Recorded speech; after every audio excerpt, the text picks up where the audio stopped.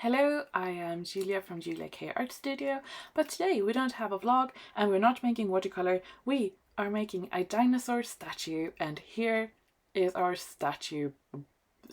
Yeah. So I thought, what can I do with this dinosaur plastic toy that cost me like €1 or roughly $1? Like, how fancy or how realistic can I make it to look into a statue? Like, one of those really old stuff. That's my end vision for this. So I have that. I cover it with gesso because I want to paint it to look like a statue. We're going to go back to that later. But we also need somewhere for this little dinosaur to live. And I start off with some foam. This foam came in some pencil packaging stuff. And I got this brilliant idea of using this silk clay to cover it with. Now, when I say a brilliant idea, that's what I thought when I started it. I was like, it's not that hard. I have seen videos of people just like, they take stuff, they throw it together, add some glue, some clay, and it's all fine. And yeah, it turns out this was not the right project for that. So I tried to cover it with this silk clay, and it might have been really great, but because it's just foam underneath the foil, it kept on bending or giving weight. Also, I thought, oh, I need something sturdy at the bottom, so I'm going to glue this really thick chipboard underneath. It's, the backing of some paper pads or stuff, which is good idea, but because the actual the structure is so light, when it dried, it sort of bended up. So I'm going to fix it later, but just know that if you are attempting to do something similar, don't take my advice on how I made the base, because it caused me so much problem. Anyway, I decided to cover it with paper texture just to get some rough, dirty texture. Then painted it with some warm brown, burnt umber, and I can finally start on my dinosaur. So I'm going to, like I said, I really want you to get that sort of old statue, almost like it's an old fossil, kind of. So I decided to do a base coat with black, and then I pick up a few other colors, and I'm going to do a lot of coats here with dry brushing techniques, because I want to sort of, it has that texture, these sort of plastic animal toy things, they have the texture of whatever it is. So this one has a bit of wrinkles and muscles, and slowly I'm going to build up. So I'm starting out with a fairly dark gray, and I'm going to work my way up until I'm getting to white, and I'm going to add in different layers of the base color, black, brown, and also a little bit of blue. And first I'm going in pretty heavily. I have a wet wipe to wipe down if I go too heavily, but with each sort of drying layer I will make it lighter and lighter until I can sort of really get that texture to shine through.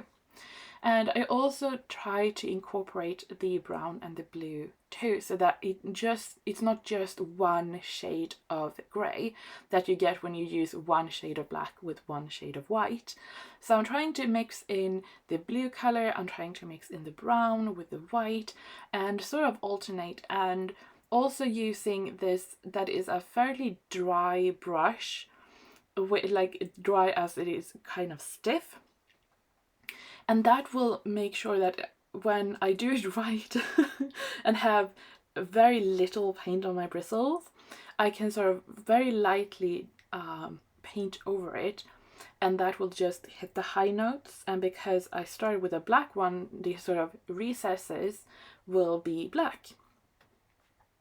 The other way you can do it is starting off with like a mid-tone and then sort of wash it with black, like you thin down black and then go over it. Or you can also end off with doing that, or with brown if you want to have a little bit more dirty effect. But here I'm going in, I'm also using sort of the same brush but just smaller, so I can get into the sort of more be more precise with where I add my color, and also the sort of faces where there's more small spaces. And I'm trying here, and as you can see, some places have a little bit thicker paint and some have a little bit thinner, because in the end I still want it to look like it is sort of made of stone, or that the dinosaur itself has turned into like a fossil. Now I know fossils don't end up like this, but you know, that's sort of the whole point.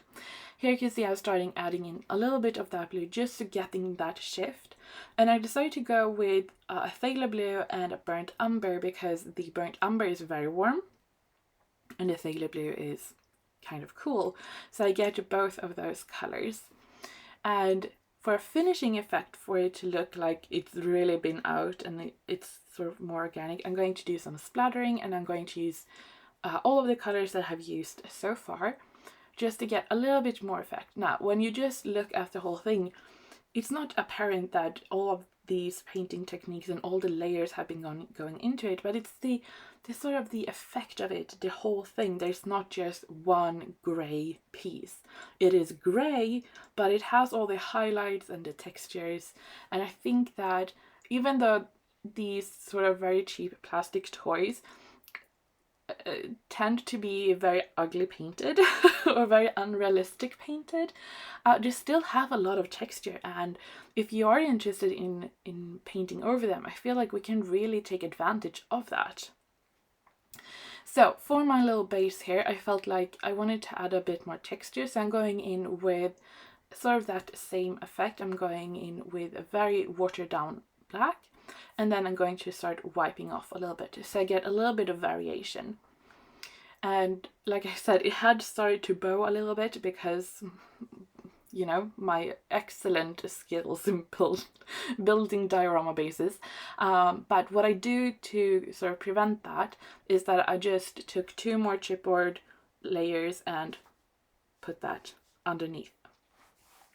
I did have a little bit of trouble for my little dinosaur here to get stuck to it, so what I decided to do was to make some holes into the base where the feet were going to go.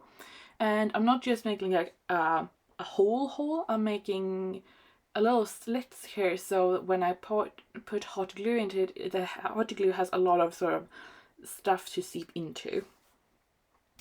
And when I put my dinosaur on top of it, it sort of has something to grip to.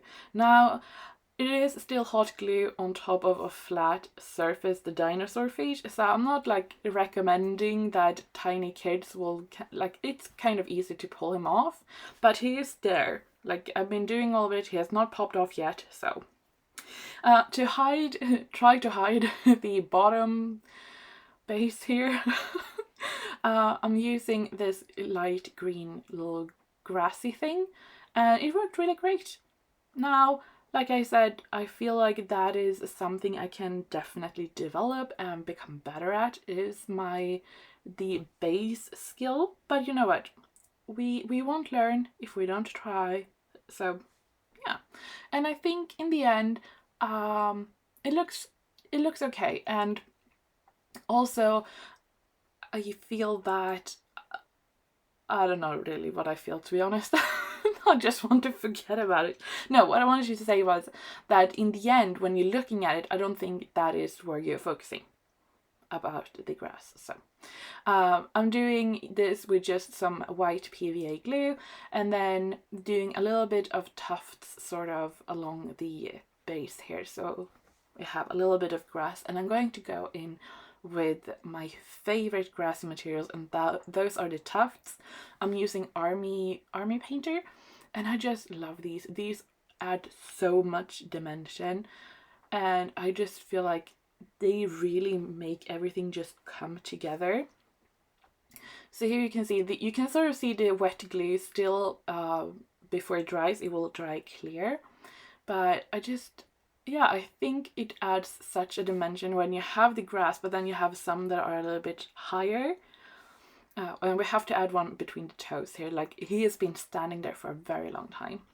Now, in my original, like, my first idea of it, I was like, it is a dinosaur statue, and there's moss growing on top of it. So that was my, like, that's what I really want. It turned out to be a little bit trickier than I thought to get the moss to stay like to actually like adhere to the glue, and not just my finger. But in the end, I really like it. It looks very gloopy when I was making it. I was like, this is not going to turn out. But once the glue is drying, it looks really great. Now, I wish I had used some form of like matte glue just to be safe, but this is not a very glossy drying glue, so I think it would have looked even worse if I had used something that was very glossy to sort of catch that sheen. But yeah, I really like how it turned out, having those mosses, like it's been standing there for such a long time. And I also decided to add a little bit of moss just around the base of it to sort of tie it all together, so that we have the same greenery all around it. And the only glue I've used, it is hot glue and then the white PVA glue. If you have any suggestions on other glues to use that are, I don't know, I wouldn't say better, but you know, like more made for this, I would love to hear that. But here is the finished piece. I think it is so cute. I really love all the texture I was able to get from it, and I just feel like it looks really, really cool. So yeah, yeah, I mean, I still have him on my window so I can see him every day. He just makes me happy that a really cheap, ugly looking plastic toy could end up looking like this. I feel like it's so cool, and the more I explore the craft of sort of world making and diorama and this kind of stuff, the more I just fall in love with it. I love this 3D art making. I just had so much fun making this whole project, and for that, it is, yeah, it sort of reminds me of making it, but also I'm really happy with how it looks.